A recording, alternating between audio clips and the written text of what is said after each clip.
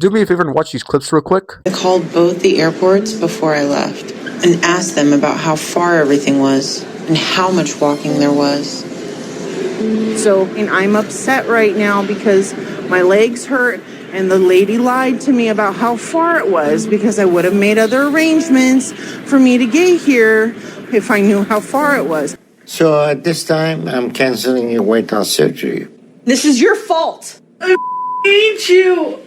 I hate you for doing this to me, Christian. Oh, you're costing me my weight loss surgery and you're ruining everything! With Christian, he doesn't know when I go to get food because I get dressed to go out and I tell him it's for errands.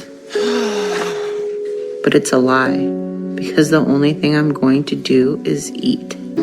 Can I get 2 sausage burritos? Okay, so some of you might recognize the last few clips from the Don't Help Addicts video, but for those who haven't seen it, or just need a little bit more context, the clips I showed you come from my 600-pound life episode that revolved around the couple Maya and Christian. In the first clip, we saw Maya having trouble walking in the airport, and the second one was Dr. Now, who is the doctor in the show, telling her that she didn't lose enough weight for her weight loss surgery, and he just canceled it. And then she got all mad and started yelling at Christian. And the third clip was actually her admitting that it was her fault and she was stuffing her face and that's why she wasn't able to lose weight. Yet in the first 2 clips, she was blaming everyone else. She was blaming the people who worked at the airport. She was blaming Christian. She was blaming everyone but herself. And that's what made it hard for her to lose weight in the show. And judging by her recent post on Instagram, she's still obese. Granted, she did lose some weight, but still. And stuff like this is part of why I'm making this video. If you blame yourself for your circumstances instead of just other people around you, whether it's your friends, your family, your teacher, your boss, you'll actually start to make progress in your life. Because when you blame yourself, you realize that you can literally fix your life if you just stop making excuses and put in some effort. And it can also help prevent negative things from happening to you. I have only ever had a crash once in my life, and it was 100% not my fault. The one time that I have had a crash, I was rear-ended at a red light. I was driving my Mini. It was a 2-lane road. There was a roundabout and there was a set of traffic lights. It was green. I was going 30 miles an hour. There was a guy tailgating me. The lights went amber. I hesitated, thinking I was going to go through them, and then I used my brakes and slowed down and stopped right on the line. He stupidly tried to swerve around me into the next lane and go past me, but just clipped the back of my Mini. 100% his fault. Do you know what it did to my life? Absolutely broke my heart because that was one of my favorite cars I ever owned. I had to get it repaired and the repair job was not perfect and it bothered me forever and I ended up selling that car. I lost one of my favorite cars I've ever owned. Now, I often think back to that situation and think, what could I have done differently? Well, maybe if I didn't hesitate and I just immediately broke and stopped at the traffic lights, he might be more inclined to stop with me. Maybe it was the hesitation that invited him to try and come along. Now, do you see what I'm doing here? I'm doing a thought experiment where I blame myself for the crash. That was 100% the other person's fault. And the reason I'm doing this is because I would have much rather not crashed.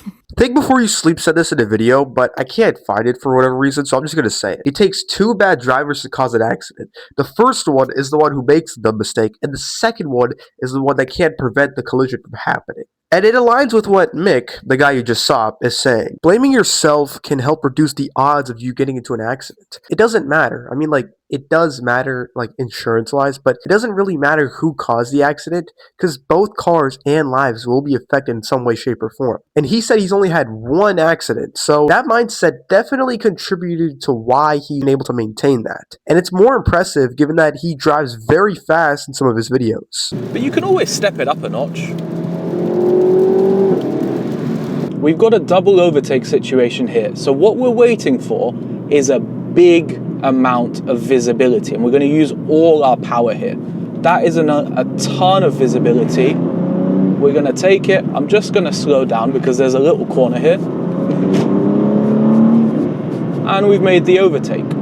But let's be honest, blaming yourself isn't that simple because of 2 things. 1, taking responsibility sucks. It's easier to just blame the other person than to admit it was your own fault. To be like, yeah guys, that was on me, sorry about that. If I'm being honest with you guys, I get tempted to blame you guys whenever a video of mine doesn't go well or it doesn't get the amount of views that I want it to get. But I realize that what video you choose to watch is completely up to you, and that maybe I'm the reason the video didn't get as much views, not you guys. I get tempted, but I don't blame you guys because what the hell, bro? Seriously? A phone call in the middle of a video?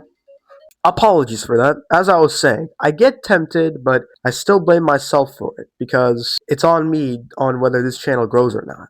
And it's not just YouTube. I use this a lot in my day-to-day life because whenever I put the blame on someone, whether it's my friends or family, they love to fight back by blaming me. And it gets tricky because there are times where they're not wrong. So I have no choice but to blame myself for stuff. Otherwise, my life will just get harder. And also, if you blame yourself and do your part, it actually makes winning an argument easier because you know that you did the dishes, but your wife didn't do the laundry like she was supposed to. So she can't be all like, you didn't do the dishes because you did do the dishes, and it'll be an easy argument to win. And if you have the guts to admit when it's your fault, when someone calls you out on something, some people will respect you for that compared to you've just blamed the other person out of emotion. That's the other issue. Number two, sometimes it's actually not your fault. So there's going to be times where it'll be both of your guys' faults or it will be the other person's fault. Just like the car accident. Whatever case may be, just blame yourself and take responsibility anyway. Especially if the other person's just being ignorant, because a lot of people don't like to take accountability. Obviously, you have to know when to use this. You shouldn't blame yourself all the time, especially with the car accident, because if it is someone else's fault, then you don't want the insurance to go up. The key here is whenever you're in situations where it is someone's fault, it's not like you take the blame and then you receive the punishment. It's more like you find key areas into what could you have done to prevent the situation from happening. Have that mentality whenever you go through your day-to-day and something comes up. Like with the car accident. If you just became a better driver, maybe you wouldn't be in an accident. And another one is if your girlfriend or boyfriend, for the 10% of girls watching this, cheats on you, you could be like, maybe I need to work on myself. Or maybe I need to find better qualities in my partner. Technically, they're in the wrong for cheating, but it's also on you because I see a lot of guys, they'll have these girlfriends who had a past. So for context, I went to college from 2011 to 2016. I was popping my and living my best life in these white boy frat houses. And then they'll get all shocked when they get caught cheating. And it's like, bro, you knew about her past, but you're still with her anyway. You have to understand that whatever your friend group or your spouse is, you chose them. So whenever they do something bad, part of that reflects on you. I know making these types of videos makes me come off as very extreme or one-sided. Don't have to use it all the time, but the tricky part is just figuring out which areas you might need it. Just to simplify when and when not to use it, just do your part in whatever you're doing. And if someone messes up, that's on them. At least you're not going to take the blame for it. And over time, you'll see how this mindset can affect your life in a positive way. I hope you enjoyed this video. Make sure to leave a like, subscribe if you're new, comment down below your thoughts. Be sure to check out the videos that are about to pop up in the next screen. I'm going to head out. Average Kid out. Ain't nobody else, girl.